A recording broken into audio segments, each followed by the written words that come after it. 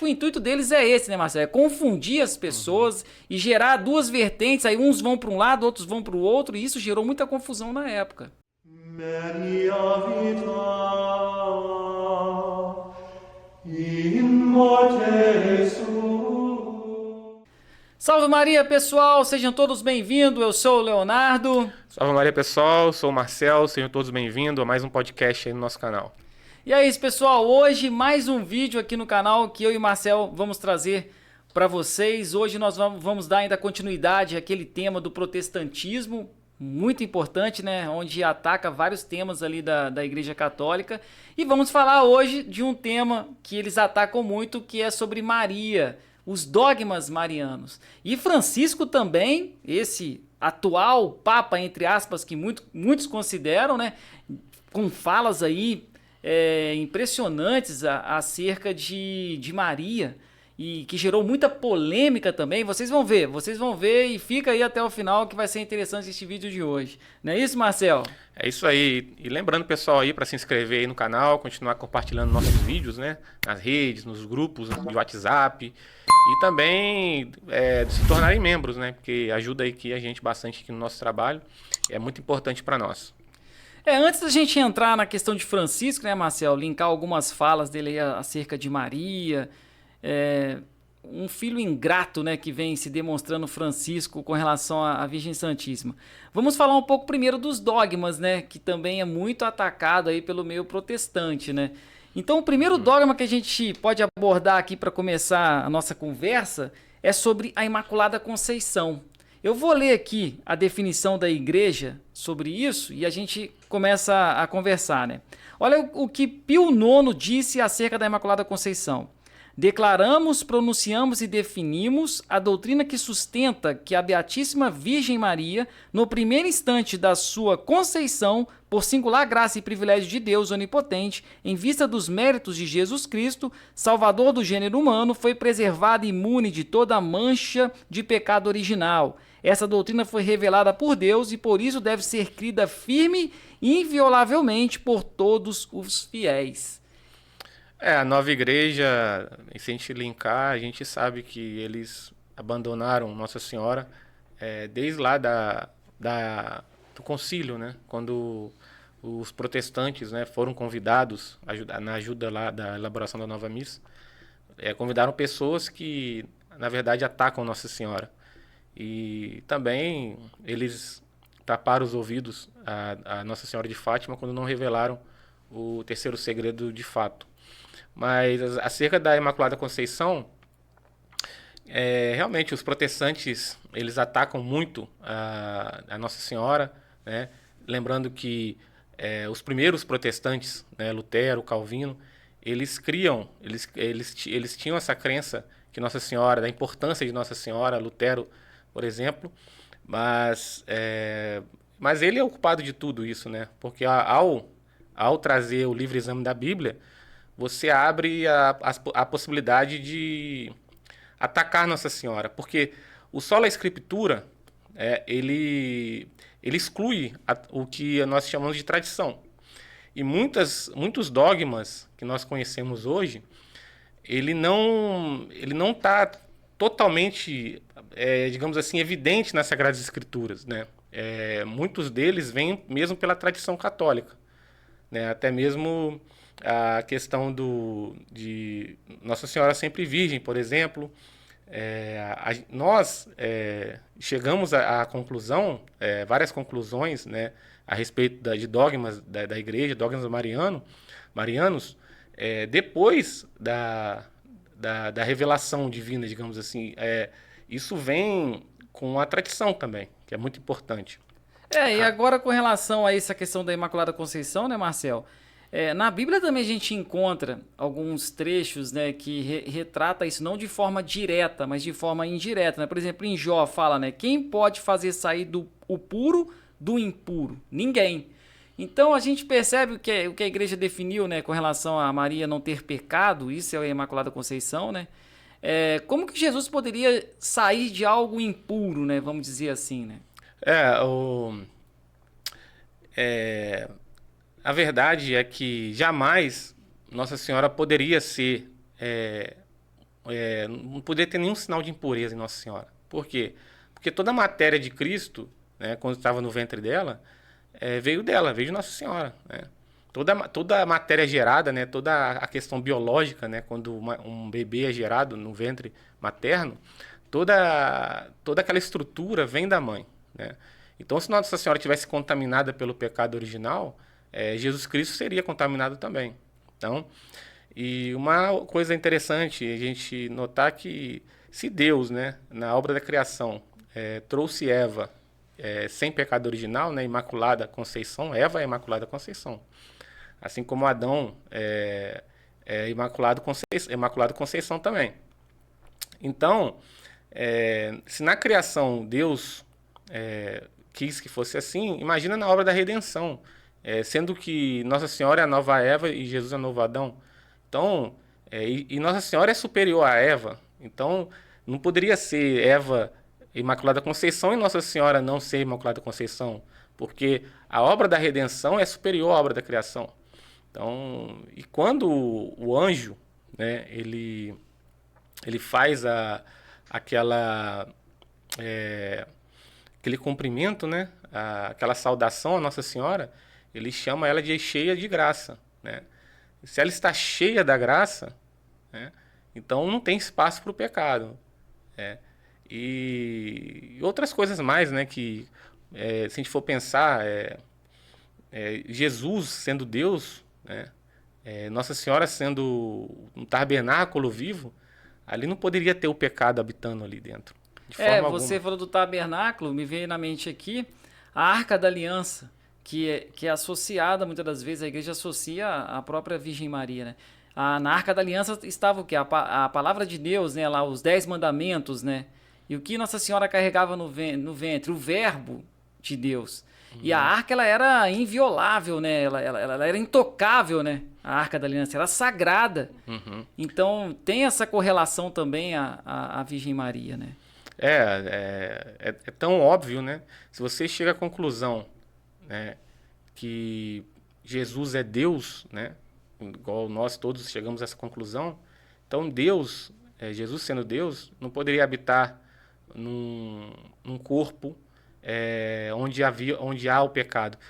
Se quando nós comungamos, por exemplo, o que Paulo diz, né? Que você deve comungar de forma sem estar com pecado, senão você vai estar comungando a própria condenação. Verdade.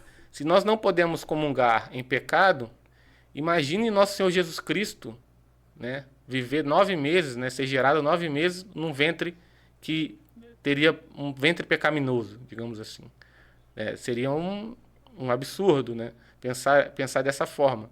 Então, Nossa Senhora, por isso que a igreja define, né, que a Nossa Senhora não pôde ter, não pecou e ela foi Imaculada Conceição, ou seja, nasceu sem o pecado original. Nossa Senhora já estava nos planos de Deus mesmo antes da criação. Deus já sabia, Deus é onisciente, então Deus sabia que tudo que ia acontecer, né, até nos nossos dias, Deus já sabia que que Eva ia trair, né, que ia pecar, então Deus já sabia que teria que ir, né, mandar o próprio filho, né, e Deus já reservou, né, Nossa Senhora como se fosse uma carta na manga, né, que ela já foi pensada na criação. Então por isso que ela veio totalmente sem mancha, né, sem pecado original.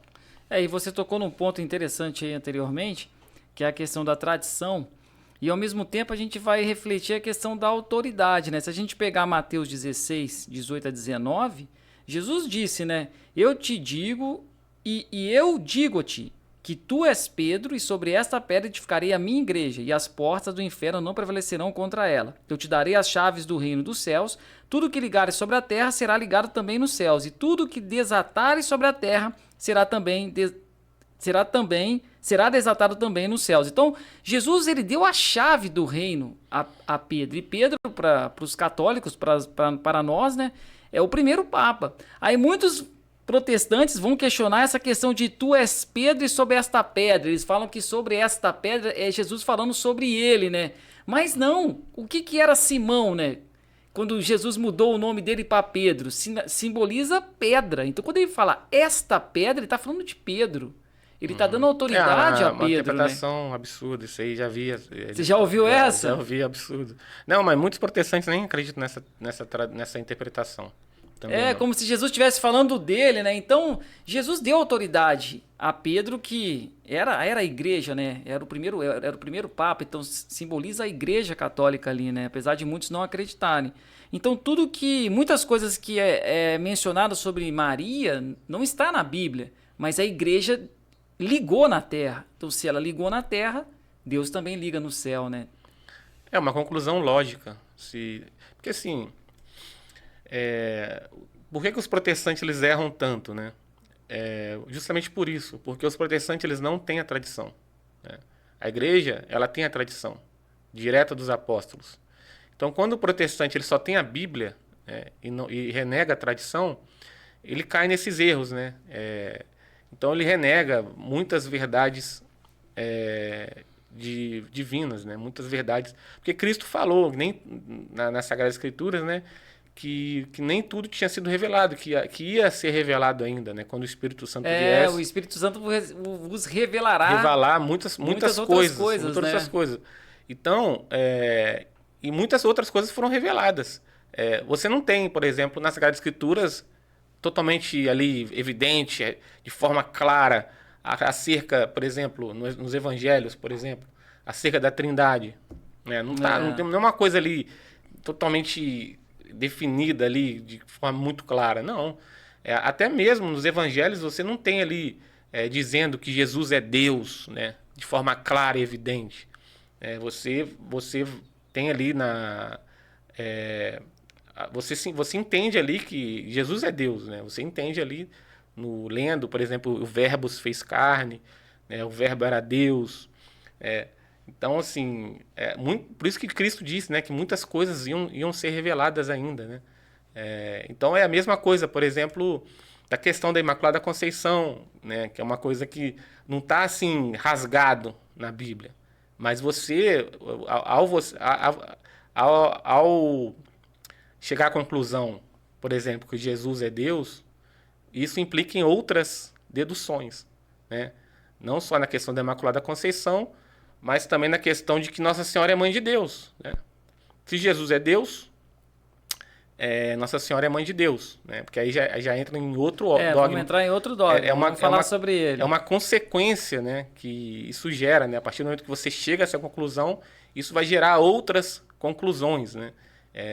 E Nossa Senhora, ela tem essa importância, né, para nós católicos, justamente pela importância de Jesus Cristo. Porque se não fosse o Cristo, né, Nossa Senhora não teria qualquer importância. Toda a importância de Nossa Senhora está baseada na importância de Cristo, né? Por Cristo ser Deus e pela importância de Cristo na história da humanidade, na história da igreja, na questão da redenção do mundo.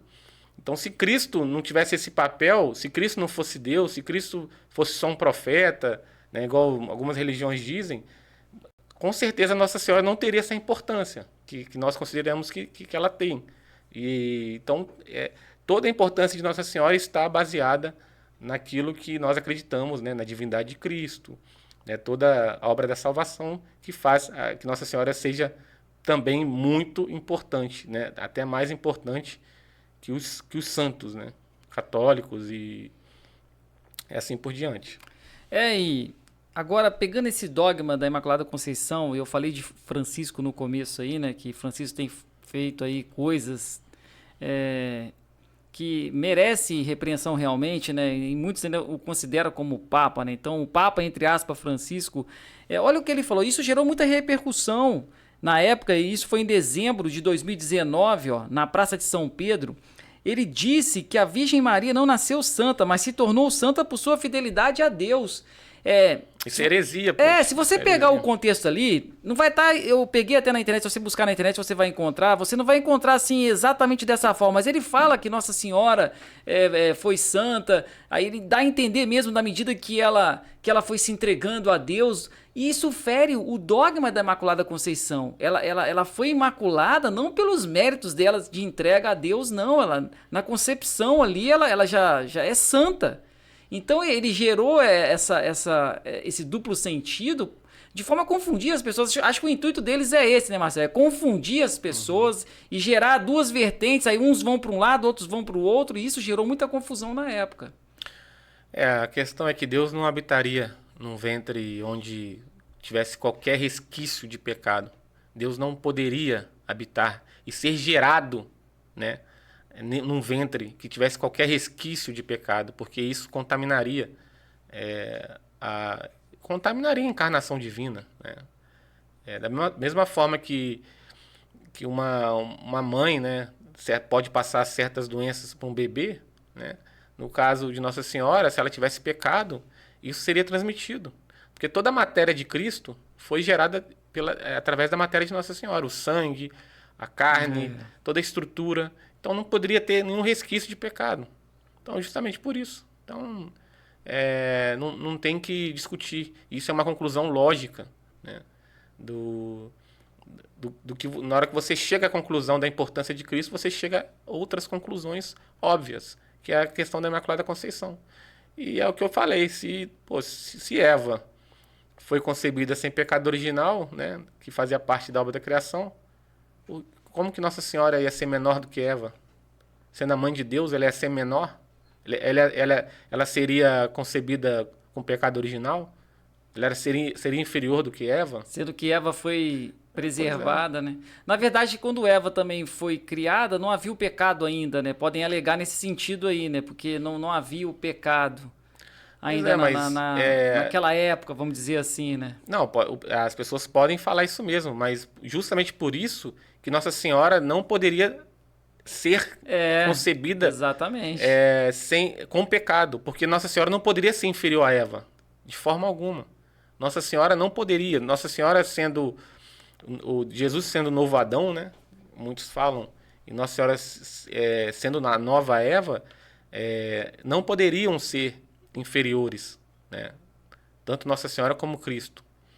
Então, é mais um motivo para que nós cremos que Nossa Senhora ela é superior a Eva. Ela é, na obra de toda a criação, redenção, Nossa Senhora, ela está muito acima de Eva. Agora, um outro dogma, para a gente abordar aqui uma coisa, esse dogma é muito atacado, né? Que é Maria sempre virgem, que foi definido pelo Concílio de Trento. E eles pegam muito essa passagem aqui, né? Já ouvimos muito, né? Que é Mateus 13, de 55 a 56. Porventura não é este o filho do carpinteiro? Não se chama sua mãe Maria e seus irmãos Tiago, José, Simão e Judas? Eles pegam muito isso e pegando justamente, né, Tiago e José, né, que como se fossem irmãos de Jesus de sangue. É a tática protestante de querer atacar Nossa Senhora, né, com a sola escritura que eles praticam, né, que eles desconsideram toda a tradição. Então fica só nas Sagradas Escrituras e ficam atacando, né? E todos os ataques que eles fazem contra a igreja, contra Nossa Senhora, não tem respaldo bíblico, né? Eles fazem conjecturas, né? Como se o fato de dizer que os irmãos de Cristo, né, que estavam ali, como se fossem irmãos de sangue, né? Eles fecham os olhos para a tradição, para a questão da cultura, né? Eles acabam se perdendo e tentam provar, né? Só que não tem como, que Jesus tinha irmãos de sangue. Jesus não teve irmãos de sangue. Primeiro porque, se a gente for parar para pensar, né, essa palavra irmãos, né, ela é muito comum, né, na cultura judaica, né, no idioma, na linguagem semítica, né, porque os judeus, né, a língua hebraica e a língua aramaica não tem a palavra primos, né? Então, qualquer parente que você tinha com uma certa pessoa, né, dentro ali desse contexto cultural do judaísmo, era tido como irmão, né? Um primo, um sobrinho, qualquer consanguíneo era denominado irmão. Tanto que nas Sagradas Escrituras, no Antigo Testamento, tem lá Abraão dizendo que é irmão de Ló. Tem. E a gente sabe que Abraão ele era tio, né, de Ló. E tá lá dizendo que era irmão. Tem outras passagens, né, Moisés dizendo que os irmãos de Moisés. Então, assim, aí a pessoa pode falar, mas a Bíblia foi escrita em grego. Mas tudo bem, foi escrito em grego, mas tinha muito da questão dessa questão semítica, né? Essa carga dos hebreus, né? Da língua hebraica. Então, eles se denominavam irmãos, né? Era muito comum. Aqui, vou até trazer aqui para endossar o que você falou, ó, Levíticos 10, 4. Vou ler só algumas aqui. Uhum. Moisés chamou Misael e Elisafom, filhos de Osiel, tio de Arão, e disse-lhes: Vinde, levai vossos irmãos para longe do santuário, fora do acampamento. Ó. Mateus 18, 35. Assim vos tratará meu Pai Celeste, se cada um de vós não perdoar seu irmão de todo o seu coração. Outra aqui, ó, Mateus 28, de 7 a 10. Irmãos, e diz-lhes... Não, aqui é a outra parte, ó. Disse-lhe Jesus, essa aqui é João 20, 17 a 18. Disse-lhe Jesus, não me retenhas porque ainda não subi a meu Pai, mas vai a meus irmãos e dize-lhes. Então tem várias outras, né, Marcel? O irmão tem tanta questão do parentesco, né, que os parentes próximos eram considerados irmãos, que eram chamados de irmãos, e tem uma questão da assembleia, né, dos sacerdotes, da questão dos que praticavam a mesma religião. Igual eu posso falar, eu sou irmão, nós somos criaturas, né, divinas, né, nós somos criados por Deus, e nós podemos nos denominar de irmãos também. De irmãos. Mas só que, nesse caso aí, de fato, Tiago, né, o pessoal, os protestantes pegam muito na questão do Tiago. Que Tiago seria irmão de Jesus, né? E, na verdade, Tiago, ele tinha um parentesco com Jesus, mas que não era irmão de sangue, né? O Tiago apóstolo, né? Eram dois apóstolos com o nome de Tiago, o Tiago mais velho, né? E o Tiago menor, né? Nesse caso, se a gente for observar o contexto da Bíblia, né? Não só uma passagem igual os protestantes fazem, a gente vê lá naquela parte onde estavam as Marias, né? Ali na cruz de Cristo, né? No Evangelho de João e de Marcos. Tem Marcos também, ó. Marcos 15, 40. Eu vou ler para você aqui, ó. Encontravam-se também ali algumas mulheres vindo de longe, entre as quais estava Maria Madalena, Maria, mãe de Tiago menor, e de José e Salomé. Então, essa Maria não é a Nossa Senhora, né? Então, o Tiago e o José não eram filhos de Nossa Senhora, porque senão estaria ali Maria, mãe de Jesus, e seus filhos José e Tiago, mas não está dessa forma. Está ali Maria, né, mãe de Tiago e de José. Mãe de Tiago, ali não era Nossa Senhora que estava ali junto, nessa passagem aí, no caso. E também outras passagens a respeito de Tiago, né, fala que Tiago é filho de Alfeu, né? E se Tiago é filho de Alfeu, né, como é que ele é irmão de Jesus? Ele tinha que ser filho de José, não de Alfeu. E inclusive fala que ele é filho de Cleófas, né? Maria, na outra passagem, não sei se é em que Marcos. João. João 19, 25. Junto à cruz de Jesus estavam sua mãe, a irmã de sua mãe, Maria, mulher de Cleófas, e Maria Madalena. Essa Maria, mulher de Cleófas, que é a Maria, mãe de Tiago e de José, que está lá relatado em Marcos, né? Em Você Marcos, acabou de dizer. Isso, Marcos. Então, essa Maria, que é a esposa de Cleófas, que é a Maria, mãe de Tiago e de José. Mãe de Tiago e de José. Só que algumas passagens diz que Tiago é filho de Alfeu. Então, assim, ou Cleófas tinha um nome judaico, né, e grego, né? Ou Maria, essa Maria, mãe, esposa de Cleófas, foi casada 2 vezes, né? Talvez Tiago era filho do primeiro casamento, né? E depois Maria, talvez ele deva ter falecido e ele se casou com Cleófas. Essas 2 hipóteses aí. Mas aí você prova claramente que Tiago não era irmão de Cristo. Pela própria Bíblia você chega a essa conclusão. Não precisa nem tanto da tradição, né? A própria Bíblia, verdade. Você chega nessa conclusão. E outra coisa, se Jesus tivesse irmãos, né? ele teria, na hora na hora que estava na cruz, né, na hora que ele pede para que João acolhesse Nossa Senhora como mãe, ele não teria pedido para João, né? O costume judaico era que, na ausência, né, de um filho, né, era um filho mais velho, né, caberia o filho mais novo, né, subsequente ali, aos cuidados da mãe, aos cuidados da mãe, né, os cuidados da mãe para o filho mais novo. Era uma questão dos judeus, né, de uma regra judaica. E Jesus não, Jesus ele pede para que João, né, o seu discípulo amado, cuidasse da mãe dele, né? Aí já é mais uma prova de que Jesus não tinha irmãos, né? E outra coisa interessante também, na apresentação do templo, quando Maria e José foi com Jesus para apresentar no templo, não menciona nenhum outro irmão de Jesus ali. Não, não é na apresentação do templo, é na peregrinação, né, que você está falando. Apresentação do templo quando Jesus era bebê, né? Ah, não, verdade, estou confundindo. Quando eles foram para Jerusalém. Isso, verdade. Pô, fiz confusão aqui. Boa correção. Foi quando foram para Jerusalém. Até que Jesus perdeu no templo. Se perdeu, exatamente. Não menciona nenhum outro irmão. Não, ali só menciona a Sagrada Família, né? José, Nossa Senhora e Jesus. Ali em nenhum momento fala na presença de outros filhos. De outros filhos. E com certeza Nossa Senhora não tinha outros filhos, né? Porque senão, pensa só, Jesus tinha 12 anos. Nossa Senhora devia ter o quê? Uns 24, 25 anos nessa época. E Nossa Senhora teria outros filhos, né? Até filhos bebês, né? E como não era obrigatório as mulheres irem ao templo, a Jerusalém, né? Fazer essa caminhada, se Nossa Senhora tivesse filhos, né? Teria muitos filhos, né? Porque os judeus antigamente tinham muitos filhos. Ela não teria nem condições de ir com José a Jerusalém, né? Porque, pensa só, você com um bebê, fazer aquela longa caminhada. Então, ali você vê também que não tem a presença de irmão, nenhum momento ali de sangue, né? E vamos ser sinceros, né, pessoal? No lugar onde Deus habitou, né, ninguém mais habita, né? Se Deus habitou ali no ventre de Nossa Senhora, ali não tem como... É o que nós cremos, né? É uma questão de fé, né?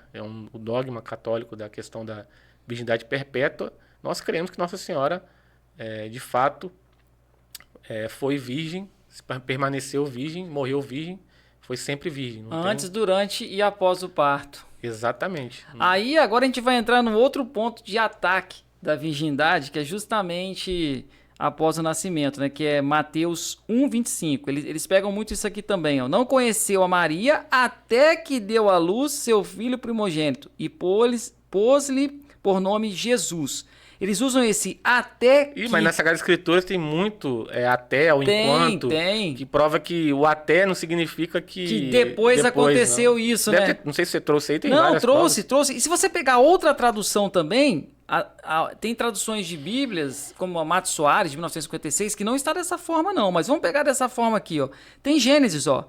Ao fim de 40 dias, abriu Noé a janela que tinha feito na arca e soltou um corvo, o qual ia e vinha até que as águas secaram sobre a terra. Se você continuar lendo aqui, você vai ver que Noé, ele teve a certeza de que a água cessou, não foi porque o corvo voltou não, foi quando ele mandou a pomba. A pomba foi, voltou, depois, ó, tem até a parte aqui, ó, vou pegar aqui, ó. Contudo esperou outros 7 dias e mandou a pomba que não tornou mais a ele. Foi nesse momento que ele descobriu e teve a certeza que a água já tinha cessado. Não foi o corvo. Então esse até aqui não está relacionado ao corvo, a algo futuro, como você falou aí. Tem outras passagens bíblicas. Tem outras. Isso não significa o até que depois aconteceu, não. Não tem esse significado. Mas os protestantes, eles atacam mesmo. E cabe nós aqui defendermos, não só a igreja, mas Nossa Senhora, desses ataques, né, absurdos, que na verdade não tem fundamentação, né, bíblica nem na tradição. O próprio Santo Agostinho falou dessas questões, os primeiros cristãos, todos chegando à conclusão que Nossa Senhora, que Jesus não teve irmãos, né, de forma alguma, que Nossa Senhora foi virgem perpétua. Verdade. Um outro dogma agora, você já até comentou um pouco também, que é Maria, Mãe de Deus, que foi no Concílio de Éfeso, né? Isso. E muitos atacam também essa questão, né? Não dando esse título à Nossa Senhora. Você já falou aí um ponto importante, né? Esse é o dogma mais difícil dos protestantes atacarem, né? Porque eles creem na divindade de Cristo, né? Os protestantes. Eles creem. Eles creem na Verdade. divindade de Cristo. Então, como separar duas pessoas, né? O próprio Deus, a pessoa divina, do Jesus humano? Existe essa possibilidade? Isso a gente sabe que seria uma heresia, né? E muitos protestantes têm que admitir que Nossa Senhora é mãe de Deus, porque não tem como separar. Igual alguns protestantes podem falar, mas ela só é mãe da parte humana, não é mãe da parte divina. Pode jogar para esse lado. Aí você está separando. É como se, por exemplo, eu não fosse filho da minha mãe por completo. Eu fosse o quê? A minha alma, eu não sou filho da minha mãe, só meu corpo que é filho da minha mãe. Minha personalidade, a minha pessoa, né? Não tem como separar Jesus Cristo homem e Jesus Cristo Deus, não tem como separar. É uma pessoa só, né? É uma pessoa só. É uma pessoa só. É a segunda pessoa da Santíssima Trindade. E já tentaram, né? Mas isso a igreja tratou como heresia, né? Heresia grave. Você separar as duas coisas. Então é uma conclusão lógica, né? Se Jesus é Deus, Nossa Senhora é mãe de Deus. E é uma conclusão que você chega com... Não está explícito na Bíblia, rasgado, mas não precisa. Não, mas tem, ó. Vou trazer uma aqui, tem, ó. Lucas... Não, eu digo assim, não tem assim... eu entendi, você né? Entendeu? São coisas que você entende, né? Pelo contexto e pela... Exatamente. Muitas coisas não estão rasgadas na Bíblia, que vem pela tradição. Então, falando assim, Maria é mãe de Deus, né? Exatamente. Ou que, digamos assim, Jesus Cristo falando, eu sou Deus, né? Eu sou Deus, né? Não tem, então... Mas Jesus falando certas coisas, né? Quando, por exemplo, lá com São Filipe, né? Com o apóstolo Filipe, não foi? Que pergunta, mostra-nos o Pai. Jesus Cristo fala, mas eu estou o tempo convosco. E não me viste. Aí eles ficaram ali sem entender. E então as coisas, elas foram vindo com o tempo também, né? Os apóstolos, eles não tinham plena consciência de toda a revelação. Eles não tinham. A revelação, ela foi vindo com o tempo. Com o tempo, verdade. Os evangelhos, eles foram escritos muitos anos depois da morte de Cristo, né? 30 anos, né? Pensa só, as cartas, tudo foi escrito muito tempo depois. Então, tudo isso veio com a tradição, né? As próprias escrituras veio através da tradição oral. Engraçado que os protestantes não sabem disso, que a própria Bíblia, ela não foi escrita por Cristo. E nem foi escrita ali na mesma época que Cristo estava ali passando, no meio daquele povo ali de Israel. Não foi naquela época que os evangelhos foram escritos. Eles foram escritos através da tradição oral também, que eles negam tanto, né? Então, e os primeiros cristãos, né, já tinham essa consciência da importância de Nossa Senhora. E que, igual os dogmas, eles não vêm assim, já vêm prontos, né? E a igreja, ela com o tempo, ela vai até ela chegar a essa definição. Tanto que foi no concílio de Éfeso, né? Acho que foi no século V, no século IV, que proclamou Nossa Senhora Mãe de Deus. Mas era uma coisa óbvia, né? Se Jesus é Deus, pela Nossa Senhora lógica. É mãe. Mas tem as passagens bíblicas também que nos ajudam a chegar a essa conclusão. Lucas 1, 41 a 45, né? Vou ler uma parte aqui quando Isabel fala, ó, bendita és tu entre todas as mulheres e bendito é o fruto do teu ventre. Donde a mim está dita que a mãe do meu Senhor venha ter comigo. Ou seja, a mãe do meu Senhor, né? Ela estava cheia do Espírito Santo quando ela falou isso daí. Exatamente. E Jesus não tinha nascido. Não, estava no ventre. Quem que era o Senhor de Isabel naquela época, né? Quando Jesus ainda estava no ventre, né? Então, ali você tem uma questão interessante, né? A Santa Isabel já proclamando que Jesus é Deus, né? E ao mesmo tempo proclamando que Nossa Senhora é a mãe de Deus, né? Porque ali o Senhor de Isabel, né, com S maiúscula, era o Deus Pai, né? Deus Pai, né, proclamando, né, o Deus dos judeus, né? Porque Cristo ainda não tinha nascido.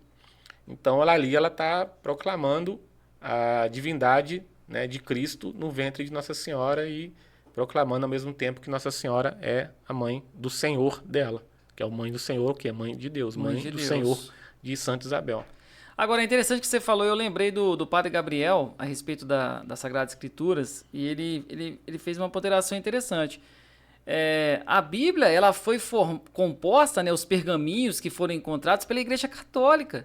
Durante anos, quem tinha custódia das Sagradas Escrituras é a Igreja Católica. Não, sempre foi a igreja. Sempre foi. A Bíblia que os protestantes utilizam, muitos pergaminhos, muitos livros que ali foram formados, foi a Igreja Católica. Não, foram a igreja, os monges copistas, né, que ficavam fazendo cópias das Sagradas Escrituras, não tinha imprensa. Então, tudo isso foi preservado pela igreja. Né? E definindo, né, o que ia compor a Bíblia e o que não ia, né? Porque tem muitos apócrifos, né? Que são aqueles livros que a igreja viu que tinha algumas coisas erradas ali nos escritos e não colocou aquilo como sagrado, né? Que são os apócrifos, né?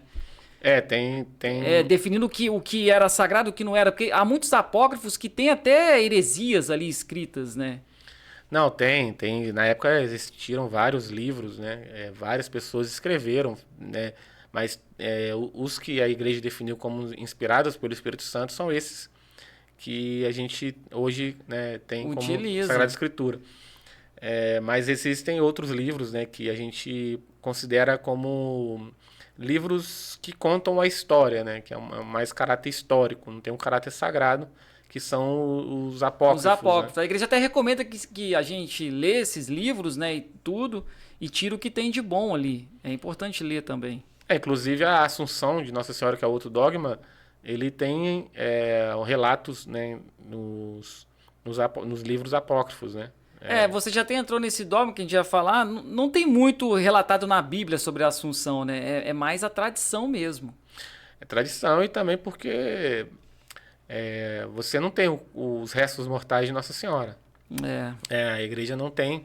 A igreja tem os restos mortais dos apóstolos, de São Pedro. Então, pela importância de Nossa Senhora, se realmente ela não tivesse sido assunta aos céus, com certeza esses restos mortais teriam sido preservados também. Né? Então, assim... na verdade, essas questões dos dogmas católicos, nós cremos... nós cremos por questão de fé mesmo. Né? Nós não precisamos termos provas bíblicas da questão de Nossa Senhora assunta aos céus ou que Nossa Senhora é mãe de Deus. Né? Isso está na questão de fé. Né? O que a igreja nos entrega como uma fé que tem que ser crida, né? Uma fé que vem tanto, logicamente, pelo magistério, pelas tradições e pelas Sagradas Escrituras, mas que é uma coisa que a igreja crê. Né? Mas, mesmo assim, né, nós temos como, não tanto na questão da Assunção, porque a Assunção é uma coisa que realmente a Bíblia não traz, né, a questão da Assunção, porque... não tem não tem relato como é que Nossa Senhora faleceu. E para as pessoas entenderem, né, Marcelo, já que a gente entrou nesse quarto dogma, que é o último de Nossa Senhora, a Assunção é quando Nossa Senhora ela foi assunta ao céu de corpo e alma, né? Nós católicos cremos nisso, né? Que Nossa Senhora, o corpo dela não ela foi levada aos céus. E isso foi definido por Pio XII. Sim. Pio XII. E é uma coisa que é uma questão de fé, não está nas Sagradas Escrituras. Nós cremos porque nós cremos na importância de Nossa Senhora existem nos apócrifos, né? Historicamente, isso vem pela tradição católica, que ela foi assunta aos céus ela puramente pela tradição. Pela tradição. Né? Nós cremos por uma questão de tradição católica. E é uma coisa que os protestantes não têm, tradição. Então, eles não tem como eles creem se eles renegam totalmente a tradição. E todas as acusações que os protestantes fazem contra os católicos também não tem como eles provarem na Bíblia. Por exemplo, provar que Nossa Senhora não foi sempre virgem, provar que Nossa Senhora não era mãe de Deus. Não tem como eles provarem isso também. eles fazem conjecturas, né? Para atacar a igreja. Né? E pelo fato de eles terem só as escrituras como fonte de revelação, isso deixa eles muito limitados, né? Eles ficam muito limitados na questão somente das Sagradas Escrituras e com isso não conseguem, né, de fato provar esses ataques que eles fazem contra os católicos, contra Nossa Senhora. Então, é muito difícil para eles, né? E agora a questão de Francisco, né? A gente falou um pouco de algumas da primeira fala dele ali, né? Que gerou muita repercussão. E o fato também, muitos consideram ele como papa, isso que é o mais triste, né? Como ele se torna um filho ingrato ao exaltar o protestantismo. Exaltar Lutero, apesar de Lutero não ter ido contra os dogmas marianos, né? Mas o que ele gerou ali, né? O que hoje é o protestantismo, ele começou lá atrás. Então, quando ele exalta Lutero, quando ele exalta o protestantismo, ele está dando as costas para Nossa Senhora, porque hoje o protestantismo, eles têm Maria como uma mulher qualquer. Há alguns grupos que ainda dão uma importância maior a Maria, mas a maior parte não tem Maria com o devido valor que deve ter, como Mãe de Deus, como Nossa Mãe, como sempre virgem, todos esses dogmas que a gente falou aqui. Então, quando o Francisco exalta o protestantismo, exalta Lutero, ele está dando as costas a Maria. É o mesmo, por exemplo, você tem a sua mãe, nós temos a nossa mãe, graças a Deus. Você tem um monte de pessoa que está maltratando a sua mãe, falando mal da sua mãe, ridicularizando a sua mãe, e você vai exaltar essas pessoas? Pois é. Entendeu? Será que Jesus, né, sendo filho de Nossa Senhora, gosta disso, né? Que as pessoas fiquem falando mal de Nossa Senhora? E ele como papa, né, tantos papas aí, né, que defenderam a Virgem Maria, e ele vem dessa forma, falando desse jeito. Olha como que ele falou também em 2020 na Basílica de São Pedro acerca de Maria Corredentora. A gente sabe que não tem o dogma de Maria Corredentora, mas estavam querendo até gerar esse dogma, né? Pio XII.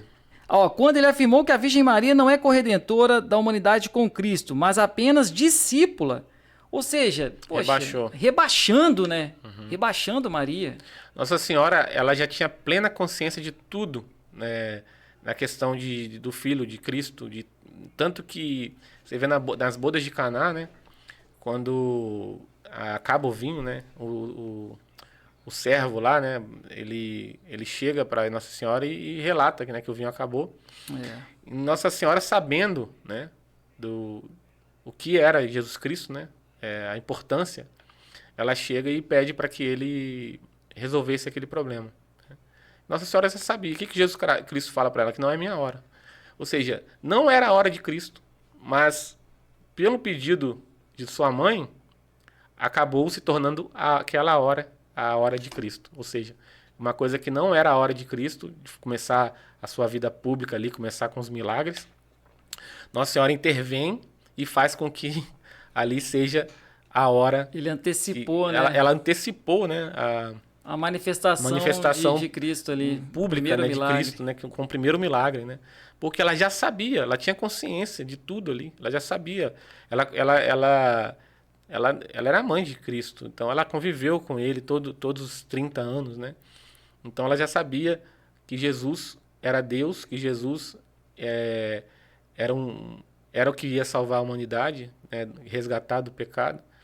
Então, mesmo não sendo a hora de Cristo, ela, através da intercessão dela, se tornou a hora de Cristo, né? E ela realizou esse milagre, né? Jesus realizou esse milagre, convertendo a água em vinho.